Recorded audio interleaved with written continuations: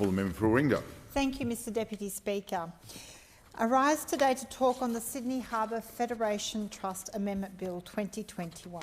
The Sydney Harbour Federation Trust was enacted by statute in 2001 with the objective to preserve, protect and rehabilitate former Defence and Commonwealth lands in Sydney Harbour. Warringah's trust lands include North Head Sanctuary in Manly and Headland Park in Mossman.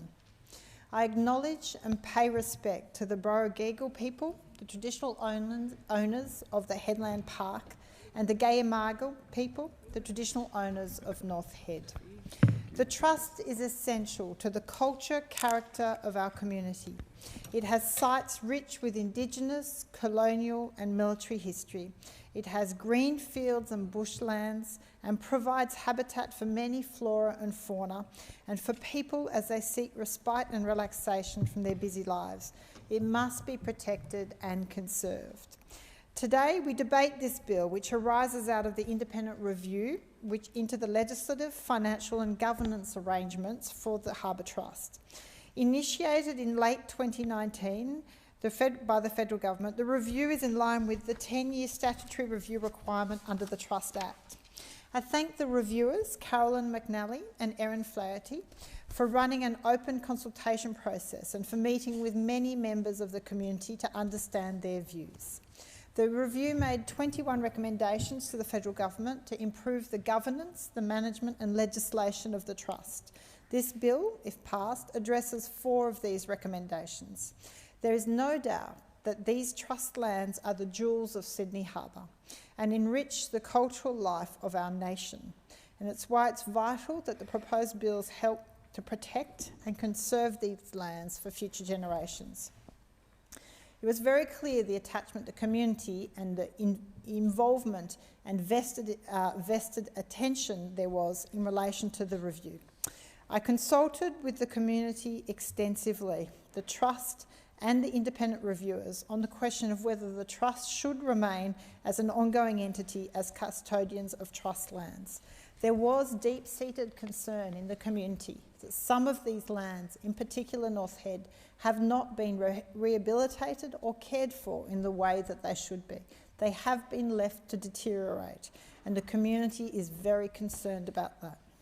I made a detailed submission to the review, but the overwhelming majority of the community members I spoke to, including the North Head Sanctuary Foundation, the Headland Preservation Group, Mossman Parks and Bushland Association and Friends of Quarantine Station, were in favour of the Trust remaining as an ongoing entity. There were fears, valid fears I would say. The transfer of land to the New South Wales Government would risk commercialisation of trust lands and reduce legislative protections currently provided to the sites under the Trust Act and the Environmental Protection and Biodiversity Act. So I welcome today's amendments that enable the Trust to operate as an ongoing entity in line with recommendation 5 of the review. It is truly a win for the community that the Trust will no longer be a transitional body and that the lands will not transfer to New South Wales after 19 September 2033.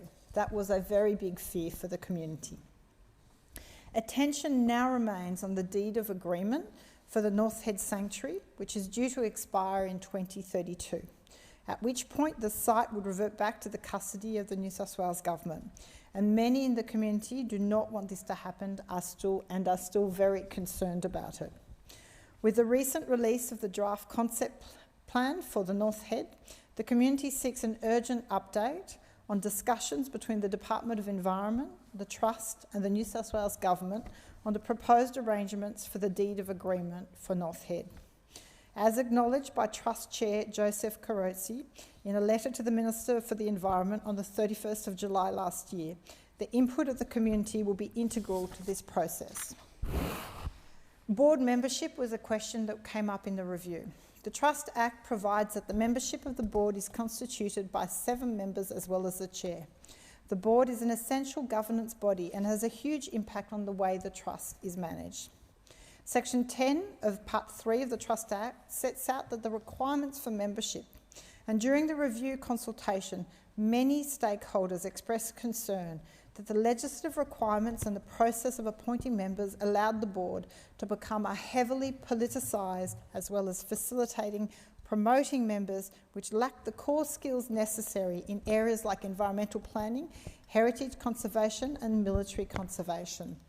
I hope the Minister will address these issues and ensure that in fact the Trust Board should be depoliticised and should actually be focusing on having the appropriate skills.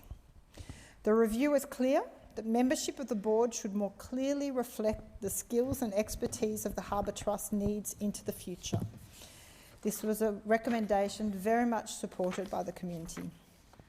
Recommendation 6 of the review stated that the Trust Act 2001 should be amended to further specify that the appointment of each member of the Harbour Trust should be based on their expertise in one or more of the following areas: law, finance, public asset management, commercial leasing, architecture, public administration, Indigenous engagement, heritage, environment, tourism and marketing. So I welcome that items 5, 6 and 7 of the amendment bill that implement that recommendation. Importantly, both the requirement of a representative of Indigenous Australians and a representative of local government remain. In light of these changes, and with nominations for 4 upcoming vacancies on the Trust Board currently open, I look forward to the new appointees who have the required skills and knowledge to preside over these lands and ensure that, in fact, rehabilitation and conservation occurs.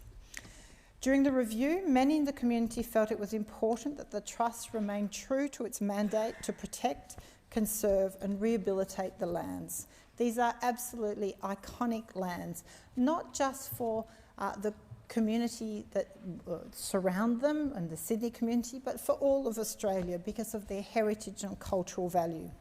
There were concerns that commercial interests would eclipse these goals. There were fears that long-term leases would be awarded to inappropriate landholders and alienate the land from the public. The review points to 2 examples: an aged care facility at 10 Terminal and a proposal to turn Cockatoo Island into an art precinct. These proposals both brought up strong community backlash. So to protect against inappropriate proposals, there are various levels of safeguards built into the governance of the Trust as well as the Act. There is a proposal that for over 25 years, leases would be disallowable instruments, which affords the Parliament an important oversight function. And the review recognised the community concern and believed that leases of longer than 35 years should remain possible but be subject to parliamentary disallowance. However, following community advocacy, particularly by the Headland Preservation Group, on the 16th of March, the government announced that it had halted plans to allow leases over 35 years on Sydney Harbour Federation Trust land. In my capacity as member for Warringah and as a member of the Trust Committee Advisory Committee, I have been working with the Headland Preservation Group and have advocated strongly for the Trust to remain true to its mandate and not allow leases for over 35 years. So I congratulate HPG on their advocacy efforts. They have been working tirelessly in the background for almost 24 years to protect these lands. Items 4 and 8 of this bill implement these changes, and that is welcomed. The bill repeals Section 64A and replaces it with new provision that would prohibit the Trust from entering leases or licences for a period of longer than 35 years. For leases between 25 and 35 years, HPG succeeded in guaranteeing strong safeguards on these proposals. The Harbour Trust will now have to set out a written statement of reasons explaining how the proposal is consistent with the Act and plans approved under the Act. The Trust must also consult with the public and the Community Advisory Committee. The final statement of reasons presented to the Minister and Parliament must include details of the community's feedback. The Minister will then be afforded the discretion to judge whether the terms and conditions of the lease are consistent with the objects of the Trust in the Act and plans approved under Part 5. There is no doubt that that is a win for the community and should go some way to alleviating concerns that these lands can be alienated from public use by way of long leases. It's an exciting time for the Trust sites in Warringah as we look forward to the revitalisation of both North Head Sanctuary with the recently released draft concept plan and the 10 terminal and parklands renewal project. While some funding has been allocated, there is no doubt that it requires more. Unfortunately, since 2001, these lands have been allowed to dilapidate. Areas like North Head of such rich cultural and military heritage are falling apart. And whilst there are some uses available of these lands, it must be consistent with maintaining access and community engagement and use. I thank the government for the funding it's provided to these sites, but I will continue to advocate that there needs to be increased funding and continued support by the government to the Trust. The community groups I have to thank very much. They have given so much of their time and their passion to ensuring these lands are protected.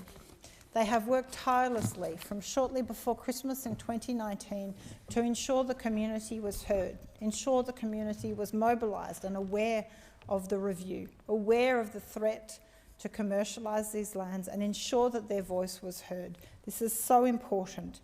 It really highlights the importance of good communication between an organisation like the Trust and the community in which it sits.